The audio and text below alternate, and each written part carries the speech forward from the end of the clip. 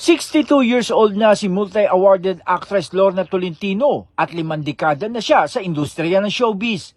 Kwento niya, ang pag-maintain niya ng kanyang pangangatawan at kalusugan ay dinaan niya sa lahat na ng klase ng diet. Sinubukan din niya ang iba't ibang exercises. Lahat na ng klaseng diet na try ko na. From, let's say, keto, intermittent, what else? 1 meal a day.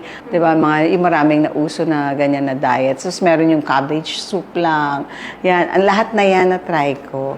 Dati, bowling, badminton, ano rin ako rock climbing, tapos with Tori. Last ko was like 2019 yoga, Bikram yoga. Ngayon, medyo hindi because nagkaroon ako ng problem sa Nico. So, pero okay na siya ngayon. Ang hirap mag-maintain ng weight. Okay, yun ang isa kasi siguro pag nasa senior year ka na, laging mas mabilis kang tumaba siguro dahil humihina na yung metabolism mo. And then, syempre, yung health mo, kasama rin yun, merong deterioration, hindi naman pwedeng hindi. Isang naging health issue lang ng premyadong aktres ay ang acidity ng tiyan na kapag sumumpong ay hindi na siya komportable. Hyperacidic ako, kasi may gastric ulcer ako pero na-cure na yon, okay na siya ngayon. Pero minsan kapag yung maasim talaga yung kinain ko, talagang minsan parang umaakit siya sa throat mo pag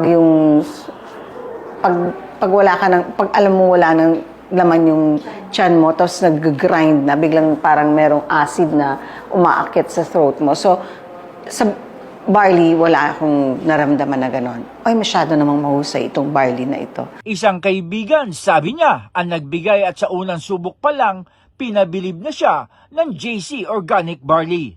At naging bahagi na ng kanyang daily routine ang pag-inom ng JC Barley. Sa katunayan, paggising ay agad na siyang umiinom ng tinaguriang hero of superfoods. Okay siya sa akin. Okay yung barley sa akin. Nung trinay ko siya, kasi mas effective siguro siya sa akin dahil yun yung first na iniinom ko. Bago ako uminom ng mga gamot, yun muna yung iinumin ko. So, meron na akong pang-kontra parang may fiber nang pumasok sa stomach ko. So, may lining na ng fiber na barley bago ko iinom ng mga medicines and other vitamins. I have 2 maintenance sa morning kasi. Yun, for my heart. And then, vitamins na yung iba. So, parang coated na yung stomach ko. Araw-araw tinitiyak ng actress na aabot niya ang 10,000 steps at sa tulong ng JC Organic Barley, hindi na rin kumikirot ang kanyang mga tuhod kahit gaano pa katindi ang kanyang mga ginagawa, lalo na sa mga shooting. Okay siya sa akin kasi more than 10,000 steps ako at saka pinakamababa akong steps na nagawa sa abroad is mga 5,000. Minimum ng 5,000, maximum ng 10,000 above. Diba? So, tapos hindi na mga tuhod ko, okay na okay. So, I think, malaking bagay din na meron kang organic na tinitake maliban sa kasi parang vitamins na rin siya diba? And, yung hyperacidity ko, yun pa, isa pa nakatulong sa akin yung barley. Napakahalaga para sa isang Lorna Tolentino ang healthy lifestyle at nagagawa niya ito sa tulong ng JC Organic Barley.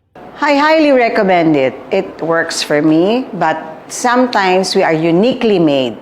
Diba? Hindi naman tayo pare-pareho. Para sa akin, it's the best. But maybe sa iba, it's gonna be good and better. Yan, sana ganon, diba? Sana maging ganon sa kanila.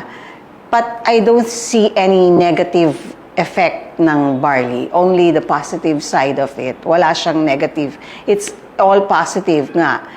Pwedeng good lang, better sa'yo. Sa akin kasi best Janice Cosio, Radyo Inquirer Online. Bayang nagtatanong, mamaya nag-uusisa.